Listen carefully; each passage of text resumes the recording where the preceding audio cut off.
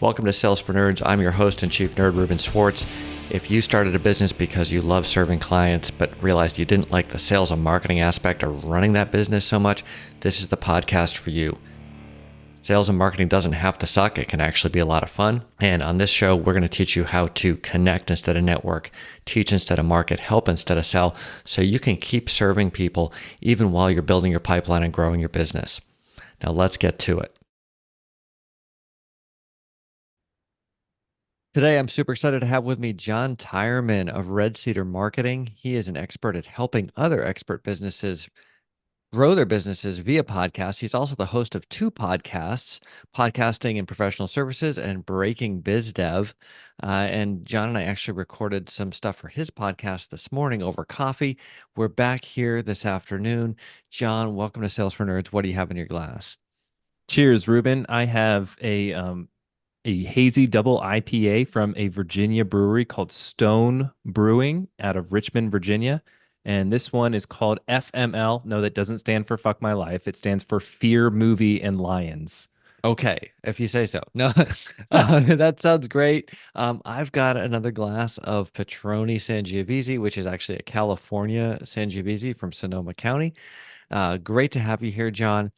I'm guessing that you did not grow up aspiring to help businesses with their podcasts. Tell me a little bit about how you got here.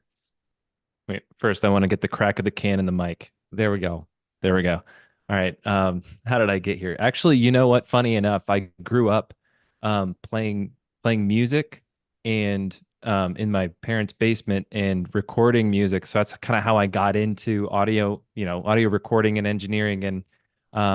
And then I was in being in bands all through high school and everything. I learned that I really needed to promote the shows that we were playing and promote like the EPs back then. You were able to burn music onto cassettes into CDs and then kind of grinding, handing them out and everything. And so that's kind of how I got into marketing a little bit. So I guess, all paths led me to this moment where I combined those passions and marketing and audio production. Well, what did you play? I am a drummer Oh, and awesome. well, I play a bunch of instruments, guitar, bass, and I played in various bands. But I'm a drummer at heart. That's what I started out with. It fits me, I think, because most of my career, I'm more of an analytical marketer, and drumming is very analytical to me. It's very black and white. There's notes on that, and it's very rhythmic and pattern oriented. So yeah, drums was my is still my thing. I play in a band every now and then. I'm in part time on the side, so that's always fun to kind of keep that intact. Oh, good for you. And I've never played in a band and don't have the talent to do that, but I am looking across the room at my guitar, which is actively gathering dust. Um, and at some point should get taken out and played a little bit here and there. So that's such a great backstory. I love that. And once you got into business and marketing, how did you decide, hey, podcast or things that I should focus on? I mean, even if you've got an audio bent, there's a bunch of things you could be doing. That's true. Yes, very good question. So in 2019, I launched the first pod. Actually, let me back up a second. So in 2019, I was working at an agency in Washington, D.C., and I had about a 90-minute commute to the office and a 90-minute commute back. Ah, And I was working there. In 2015, I moved out into the country, and so I was working kind of hybrid, part-time remote, part-time in the office, a couple days a week in the office. And that commute was just kind of a slog. And so I burned through all of my sports podcasts.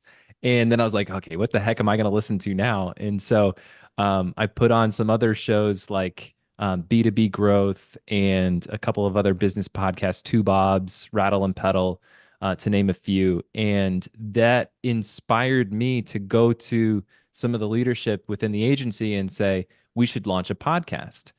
And in 2019, we did just that. So I co hosted the Visible Expert podcast with Kelly Waffle in 2019 and 2020. And that went really well. And from there, I actually left that agency and went into a director of marketing position at another digital agency in DC. And part of the strategy was to launch a podcast. So I hosted another show called Digital Marketing Troop. And that I interviewed technical experts in like marketing analytics, paid media, SEO, some really technical stuff. And then from there, I was laid off in September or October of 22, and I lucked into a client and started my own kind of solo consulting business. And then after a few months, I realized I really needed to narrow my niche down um, to and specialize. And so I focused on podcast marketing for professional services firms, and that's where I am today. So how did you realize? There's a lot of things I want to highlight here, but I Sure. think the thing that's most remarkable because I'm always banging the drum. If gosh, look at me, I'm making drum references now. Um, of specializing and defining a niche Hmm. and getting narrower, and especially when you feel most nervous about it, that's when you most need to do it. And most of us, myself included, get to that point and we go, "Oh no, like I can't possibly do that right now. I need to go broader." How did you actually understand, "Hey, I need to focus"?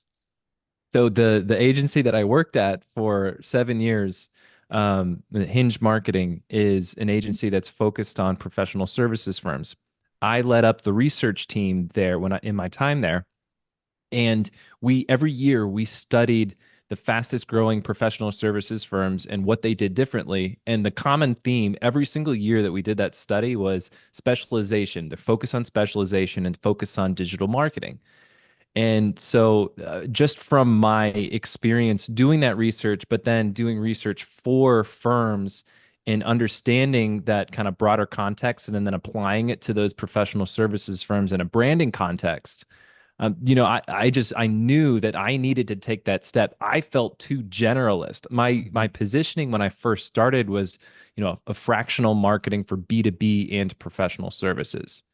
And to me, that was a little too broad. I needed to refine the service offering. What service do I want to offer? That, and then B2B was B2B software too. I had some clients in that space, and I knew I just needed to refine it a little bit more. And so I did. That's awesome. One of the things that I always tell people is if you have an and in your target market profile, you have a problem, Yep. right? That's a red flag. So you noticed that and you did, and it probably helped that you had done all that research in the background. That's amazing. So when you started focusing on this, what were you doing to actually get clients?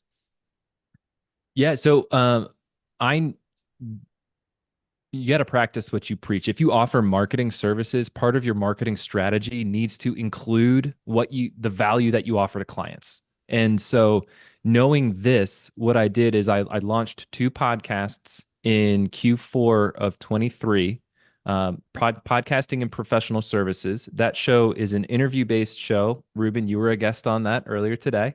Right? That show is an interview based show where I interview successful business podcasters, and it acts as research for me so I can like understand like, okay, these folks that have been doing this for years, like, but why, how are they still in the game, right? If they've published over 100 episodes, then they must be doing something right. It must be having some kind of a business impact. What can I learn from them? But then these folks are also a couple steps ahead of me. So then their insights, if I'm able to share that with my audience who they're considering launching a podcast, that's valuable information and examples for them. So that was the role of that. That's the role of that show in my marketing strategy. The other show that I have is called Breaking Biz Dev, and I co-host that show with Mark Wainwright. What we do is we beat up and break down topics related to business development. I bring kind of the marketing perspective. Mark brings the sales perspective, and he and I have a lot of fun on that show. It's more of a co-hosted kind of buddy show where we kind of like beat up the topics, just he and I. But we've experimented with a couple of different episodes where we bring in some different voices, talking about what's broken in business development and things like that. And we've had a lot of fun with that. But that podcast also fuels my marketing strategy because I'm practicing what I preach, right? Here's an example of a show. It's also focused on professional services firms, so it's adding value in a different way to my broader target audience.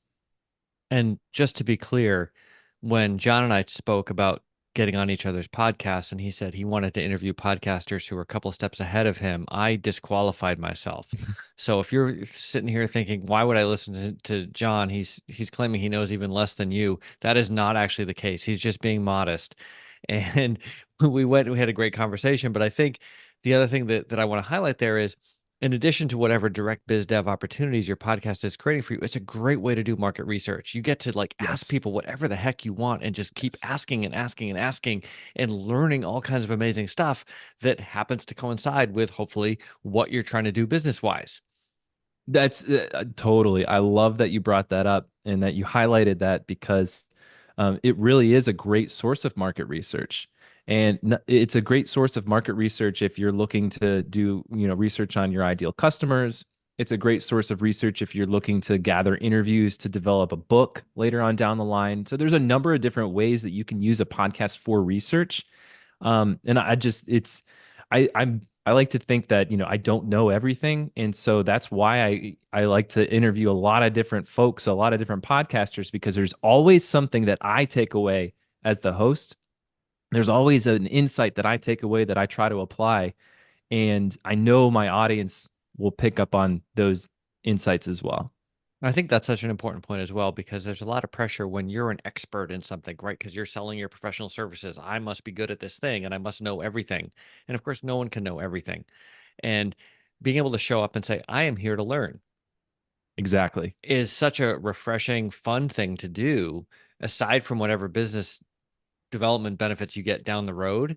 I think that's really powerful, right? Getting to be not necessarily a beginner, but getting to be the learner because you're asking people who have a specific expertise, helping them unpack that for your audience, also providing value to yourself.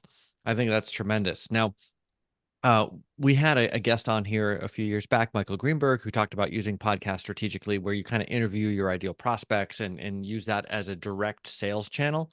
And I think, you can apply that, but there's a lot more value that you can get from B2B podcasting. And I guess if you're for people listening to this, if you don't have a podcast and you're thinking of starting one, what should you be thinking about that would tell you whether that's even a good idea or not? Yeah, there's a lot that goes into the decision to launch a podcast. And in fact, I wrote a blog post about that just the other day, and it was titled "Should You Launch a Podcast?" So folks that are listening to this, go check that out. It's on my website. Um, and there's really five things that you really need to consider. Number one, how does your podcast roll up to your business goals, right? And so that could mean a lot of different things. Of course, many small businesses are going to say, well, I want it to generate revenue, right? That's the number one goal. But how do you plan to generate revenue? Are you going to generate leads for services? Are you trying to increase your authority in the marketplace so that you can command higher fees? Are you trying to improve your close rates? Are you trying to build out a course and community? Are you trying to attract sponsors? So these are a lot of different ways to grow revenue. But if those are some of the things that you're thinking about, a podcast is a great way to contribute to revenue in that way. So that's kind of like the first thing that I would think of is how does it roll up to revenue?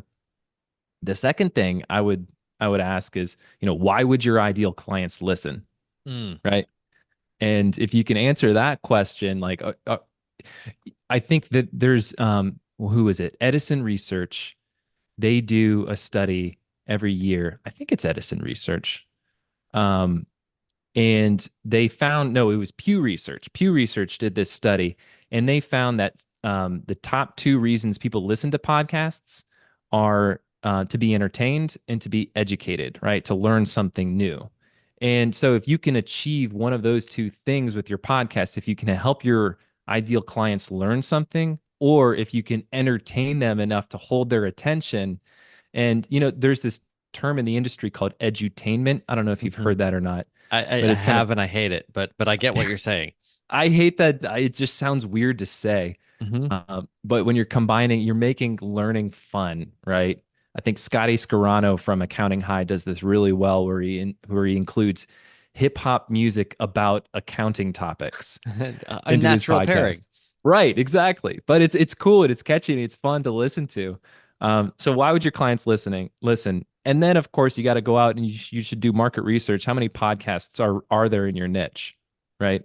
And I think a lot of people think, everyone has a podcast these days, but that's not entirely true, right? So there's 3.6 million podcasts out there, right? Compare that to 600 million blogs. So it Mhm. pales in comparison to the number of blogs in the first place. But of that 3.6 million podcasts, only 8% are business shows.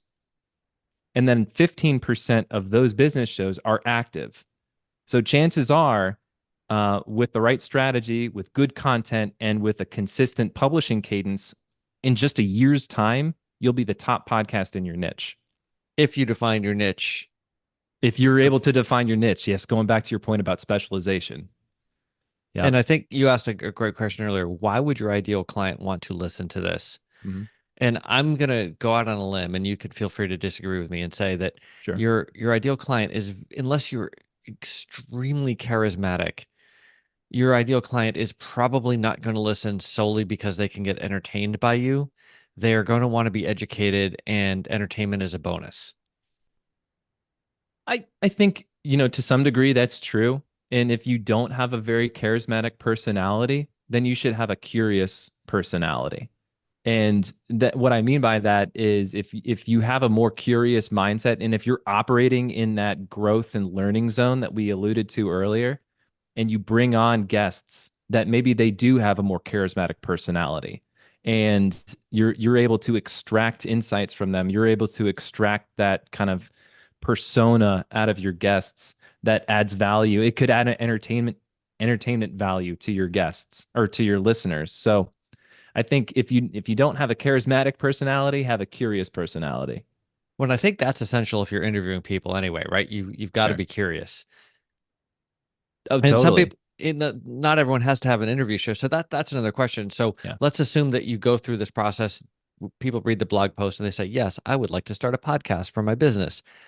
What type of podcast should somebody start, and what types of podcasts are there that people might even consider? Yeah, so I am lucky enough to have hosted two interview shows and two podcasts with a co-host. And I can tell you from my firsthand experience that having a co-host is just this multiplier effect for your podcast. You're able to cross-pollinate your network with your co-host's network. You're able to have different episode types. For example, you could interview each other, you could interview your co host, or you could have this kind of like ping pong back and forth that happens between co hosts. You could tag team an interview. You could go out and separately interview people and then have those episodes on your podcast. So you're kind of splitting work. Hmm. Because there's two hosts, there's twice as much promotion power behind the show, too. So I would highly recommend if you launch a podcast with a co-host. And if you don't know where to look, I would look at your referral partners.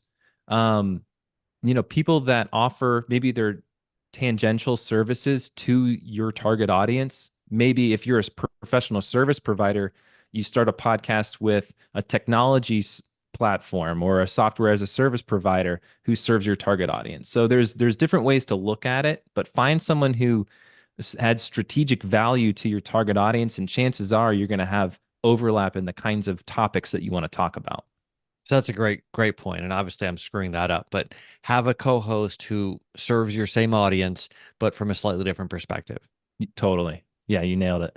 Okay, awesome. So let's assume that you do that. How do you, like, most people are probably going to have multiple candidates for that co-host, hopefully. Potentially. How do you choose, or can you have more than one co-host? How does this work? Yeah, I think there's no rules in podcasting. That's the beautiful Mm, part of it. Is there's it's an art, and even when it's applied to business. And so, if you want to have multiple co-hosts, if you want to have five people that are like, "Hey, I'll do a podcast with you when I've got time," maybe I'm really busy, and so you can have this consortium of hosts that show up when they're available. That's certainly one way to do it. I wouldn't rule that out. In fact, So that's how one of my favorite podcasts works. Behind the Bastards, they just sort of have this rotating crew there of you go. they're not even co-hosts. They're sort of between co-hosts and guests.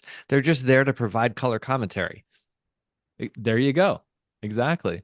And I think it also you should think about how your personality jives with the potential co-hosts that you're thinking about launching a podcast with. You got to have good chemistry. I think that's an important piece.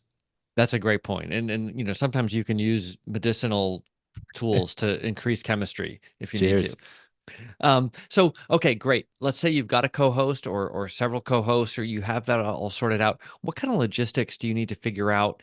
If you've got co-hosts, do you still need guests? How often do you publish? How long should episodes be? Where do you publish? Do you use tools? Like, there's a whole bunch of logistical things that people need to figure out to actually get published. How many episodes do you need to have in your backlog before you launch? Blah, blah, blah, blah.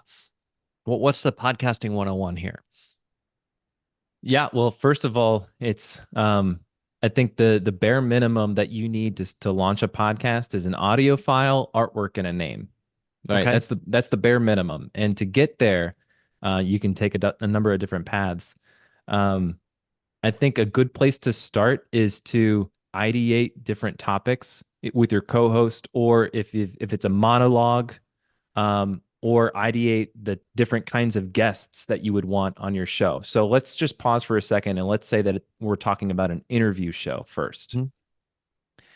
The way that I would recommend approaching the guests that you bring on when you're first launching a podcast is organize your contacts into three buckets. So first you have friendly contacts who are willing to help you out. So these are folks who they know you, they trust you, and you tell them that you're launching a podcast, they'd be willing to hop on the mic with you, Mhm. right? There's Maybe recommend another. some other people who would be good guests.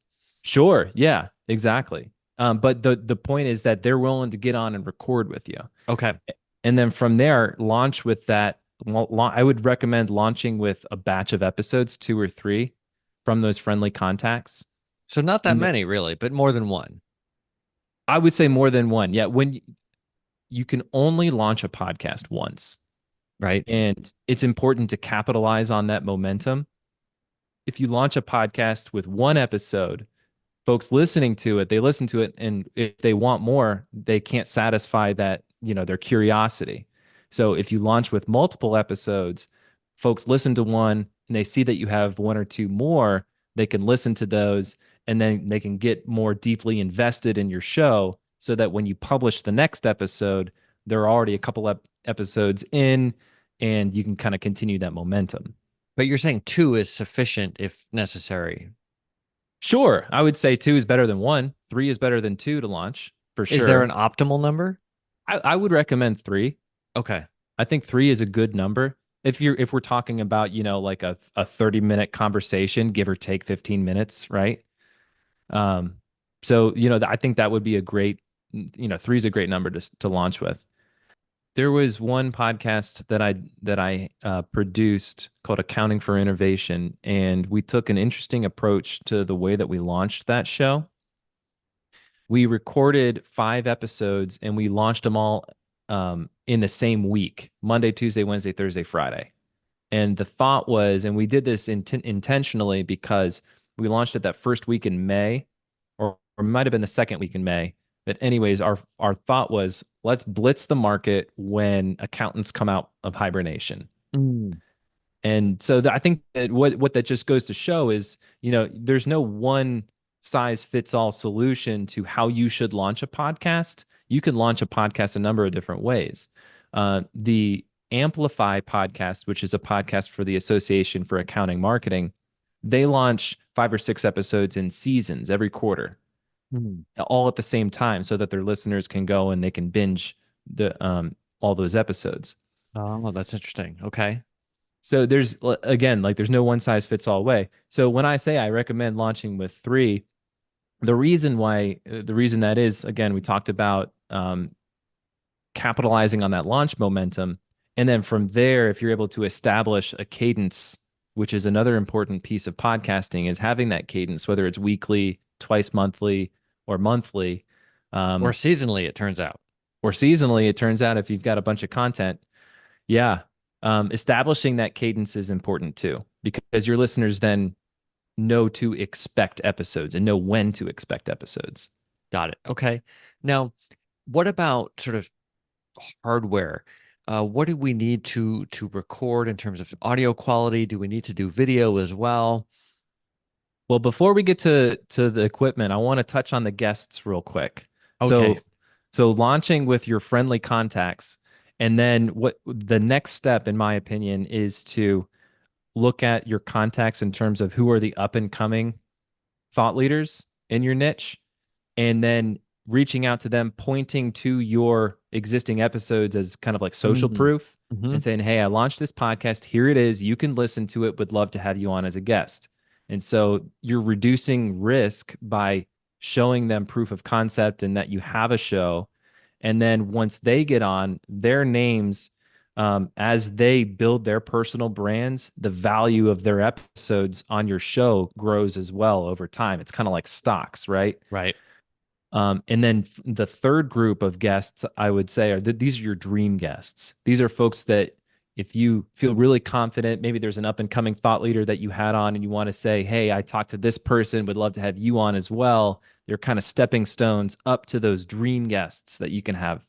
So I just wanted to kind of close that out. And that's how I would recommend organizing your ideal guests in those three buckets.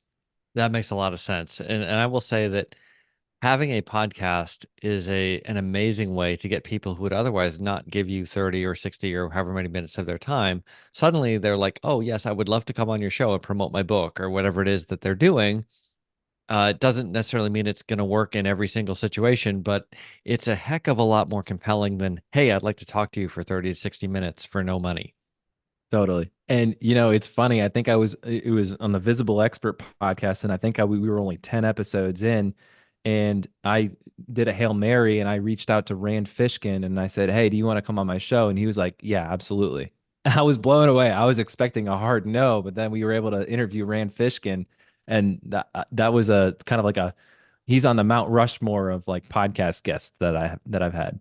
Yeah, it's amazing. It's amazing what you can do when you're willing to give someone else a platform and highlight what they're doing and help them spread the message that they want to spread. Totally, totally. And it's Okay. in yeah, go So ahead. we I love that sort of three-step rollout approach when it comes to guests. And of course, if you're not doing guests, then I guess you don't have to worry about that part. But let's talk for a second about the actual stuff, because I think this Yeah. is where a lot of people get tripped up. And there's these days, if you Google things, there's like a million different articles about what you should be doing and the minimum this and required that or whatever. What's your take on what people need to actually start podcasting? Yeah. Yeah. My take on this might be a little different. Great. Um, I think that the hardware is uh is a what would you call it? Is a roadblock that you throw in front of yourself. If Mm, you know what I mean? I think we're living in a time where your cell phone has a microphone that's good enough to record a minimum viable podcast, at least a pilot episode. hmm Your MacBook or the laptop that you use is good enough to record a video. hmm Even if it's you got to get scrappy at the beginning and you just need to record something. And because the act of recording content is kind of like the biggest um you fear doing it, you don't want to do it, you drag your feet doing it, and then you go through it and you do it and you say, "Oh, that was a lot easier than I thought it was." And sure, there's, some pain that comes with listening to your own voice Yes. back and going through that whole, growth stage and evolution and learning to be comfortable with your voice. But that only comes with repetition and going through it and recording yourself and listening back and recording yourself and listening back. So my big thing is, the hardware is just kind of this mental block, and you use your phone, use your computer to start recording, and then it becomes real.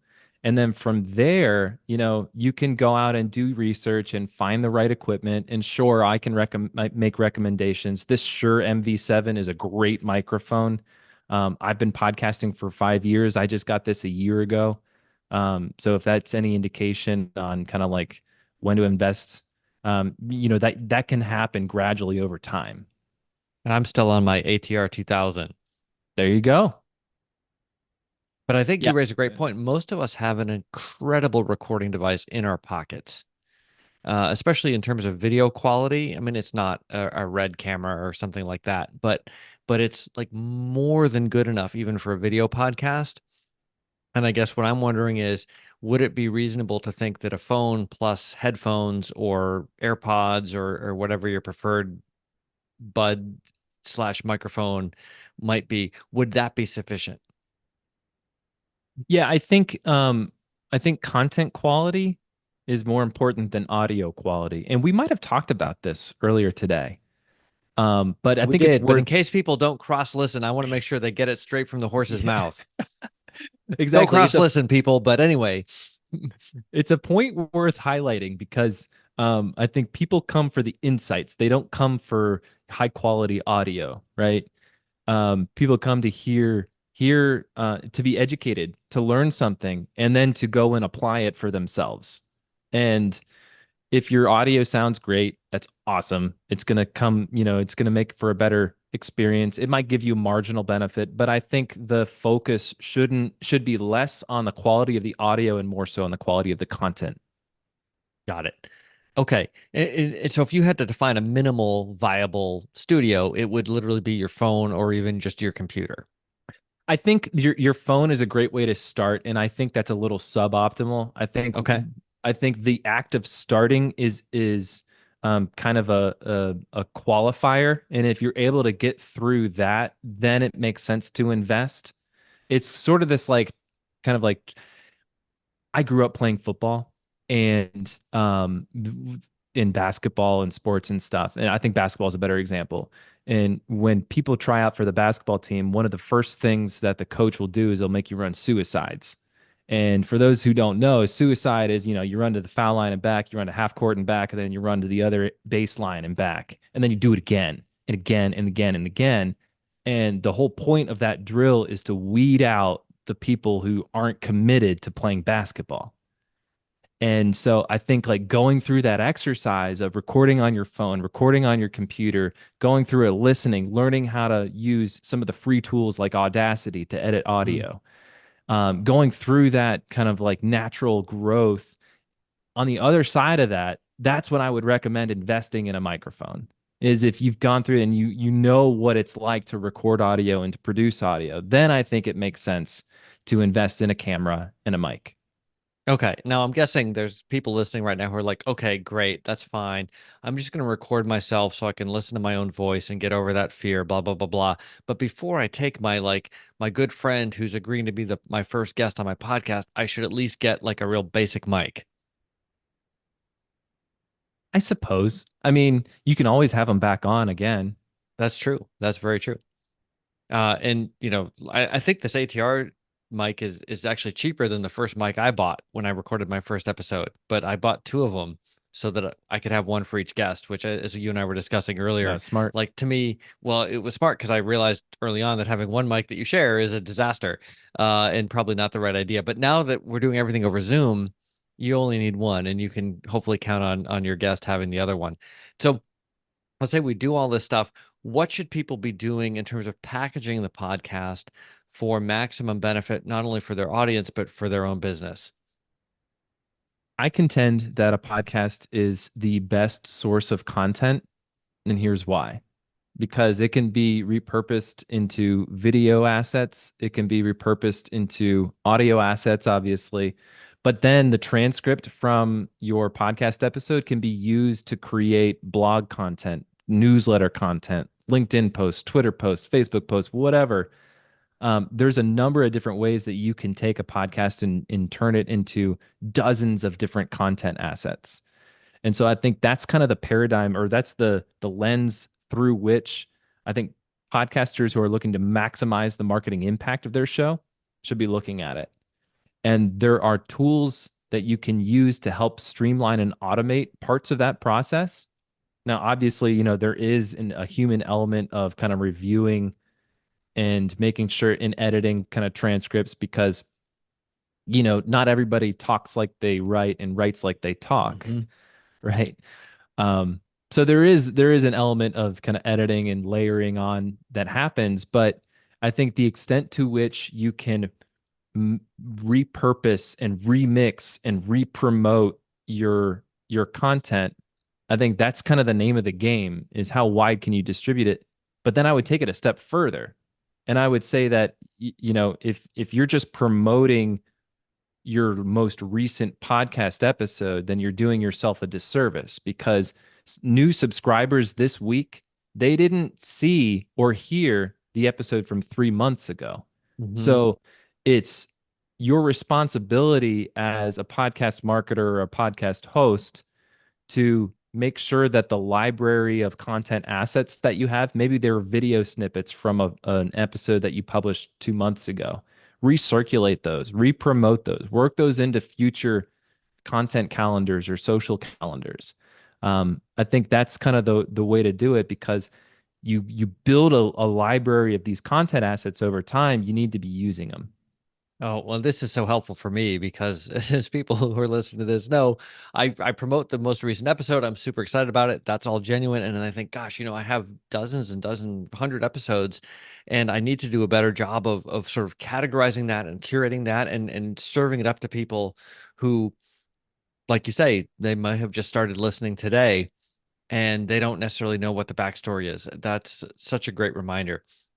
Now, what about helping or getting more reach, more promotion via your guests? Any tips or mistakes to think about there?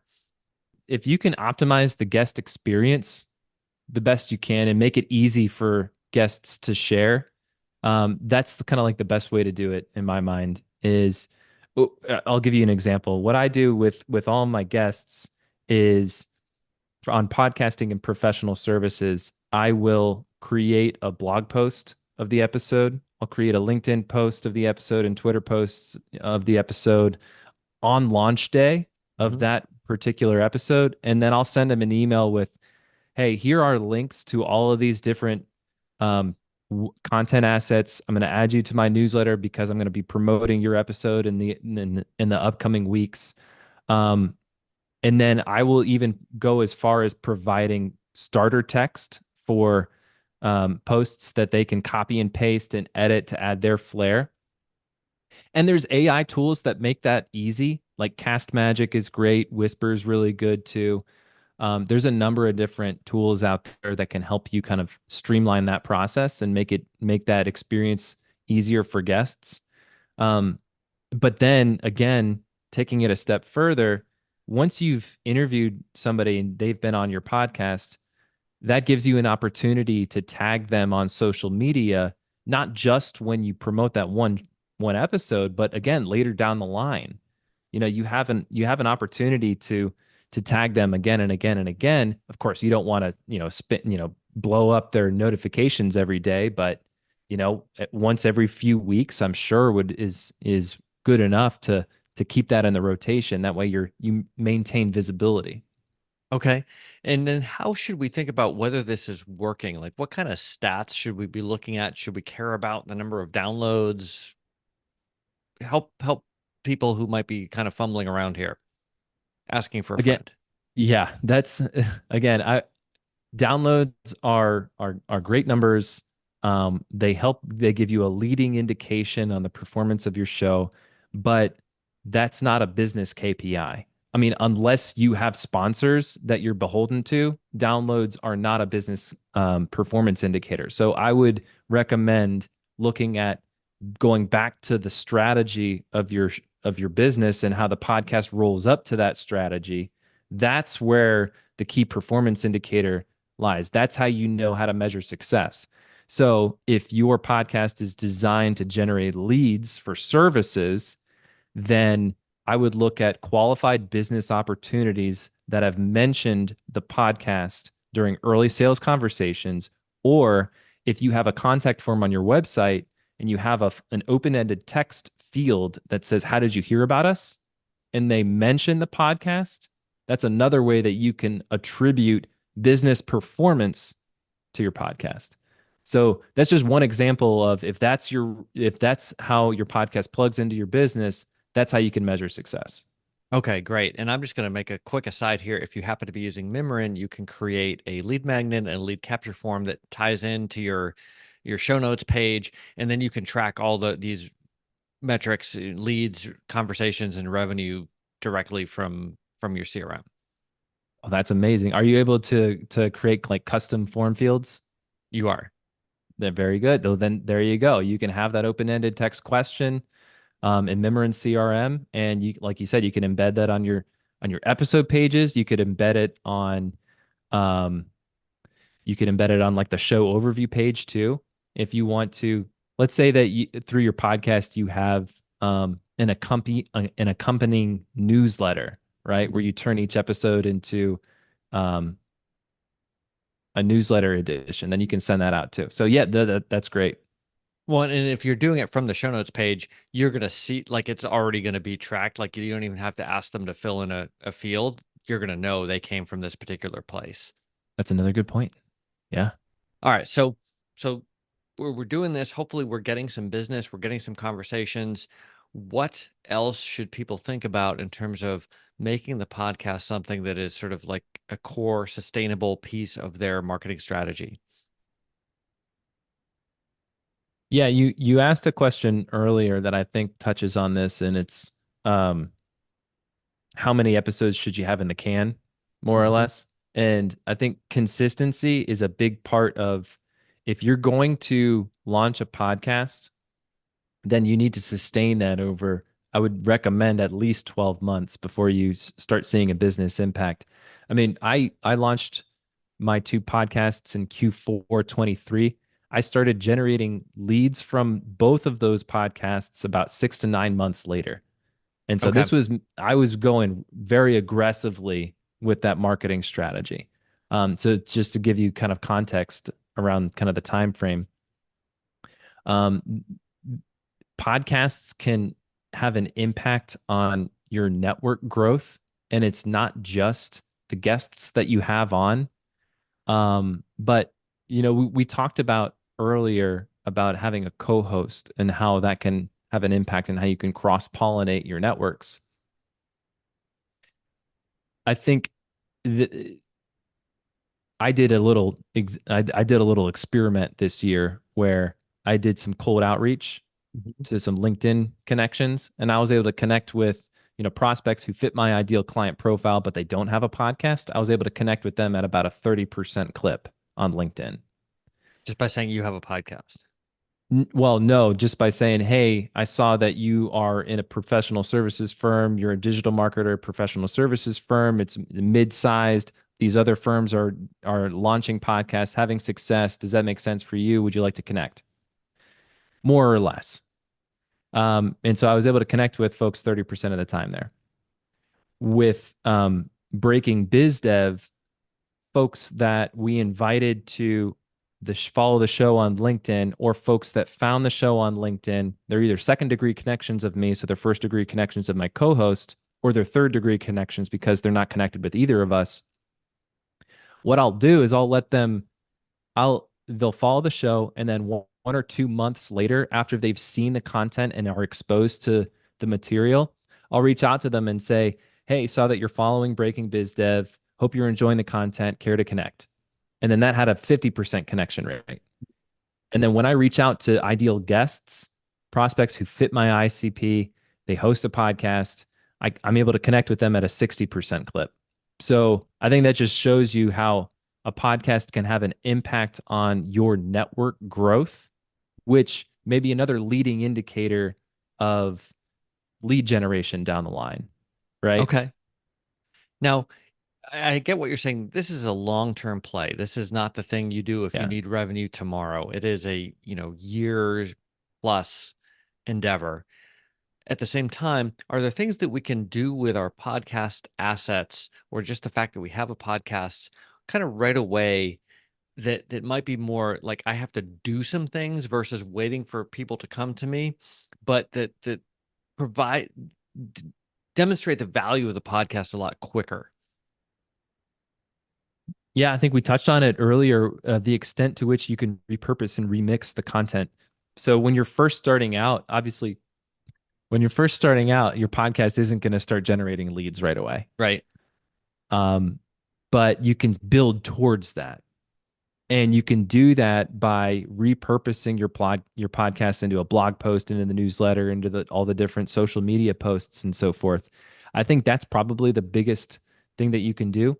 Another way to grow your listener base quickly or relatively quickly is to focus on podcast listeners and try to get in front of other podcast listeners. And the best way to do that is to be guests on other podcasts Mm. because those folks, they already have established shows, they have an audience.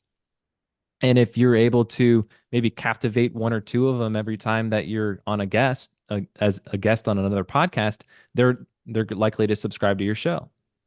That's great. And that actually was my next question, right? How do we try to grow our listener base? We don't necessarily need to be Joe Rogan or Tim Ferriss or somebody like that with millions of people, but we want to get reach with our audience. Exactly, exactly. So I'm, for example, like you're going after solo consultants, and that's your target audience for your show. And so you would probably rather have 100 solo consultants listening to your podcast than 10,000 sports fans, Right. right? And so I think that just goes to show you that it's not the size of the audience that's listening to your show, it's the kinds of people that are listening. And if you're getting in front of the right people, depending on your strategy and depending on how you position the show, that's how you can have an impact. When I think part of the challenge is, by definition, there are some very large podcasts that a ton of people listen to that we kind of think of when we think of podcasts. And those tend to be either parts of giant commercial enterprises or they're sponsorship led, which is not the model that us indie podcasters are going for, right? Like if you get to a Joe Rogan listenership and you can make tons of money off of sponsorships, great, but that's very unlikely to happen and it will not happen out of the gate. Right? You No. have to have a different purpose for your podcast and a different revenue model for justifying the time and money investment in it. Yeah. Yeah, I would agree with that. And there's like different there's a maturity that happens with podcasts over time. And at the very front end, it's a very nascent thing. It's a very fragile thing that could die. I think what is the stat? It's like 80% of podcasts fail to reach 10 episodes or something like that. That's more or less. But It's like the something first ridiculous. Yeah, it's something ridiculous like that. And so if you can just survive long enough, um, then you have a chance at making it to like the next level and the next level and the next level. Well, John, tell us a little bit about what you do to help people uh, make their podcasting dreams come true, as it were. Yeah, so like I mentioned at the start of this, Ruben, I focus on professional services firms. So that's my niche. Um, I offer podcast marketing services to that niche. And I would say that I'm more than a podcast producer. Sure, I produce podcasts, but I also bring kind of strategic perspective and also a knowledge of digital marketing to the table. So podcast launch services, podcast guest matchmaking services. I do podcast marketing services. So if you have an existing show and you want to grow the visibility of that show by repurposing content, I help folks do that as well. Um, and that I also offer podcast host coaching services. So if you host a podcast and you want to be better as a host, I can help you out there. So that's an example of some of the kinds of ways that I can help. So basically, soup to nuts, how do we turn your podcast into a business generation engine from strategy all the way down to we're going to edit your sound and hit publish? If you're a professional services firm and you've got a podcast, I'm your guy. All right. Now, where do people find you if they want to find out more? You can go to redcedarmarketing.com. You can check out podcasting and professional services wherever you get your podcasts. You can check out Breaking Biz Dev wherever you get your podcasts. Or you could say hi to me on LinkedIn. That's where I like to hang out. Awesome. John, cheers. Thank you so much. Cheers, Ruben. Thank you for having me. Thanks for listening. Drop an iTunes review or a review wherever you listen to this podcast. If you've got a friend who would benefit from this episode, let them know about it. If you've got a friend who wouldn't benefit from this episode, but you just haven't talked to for a while, now's a great time to give them a call. Thanks for listening. Until next time.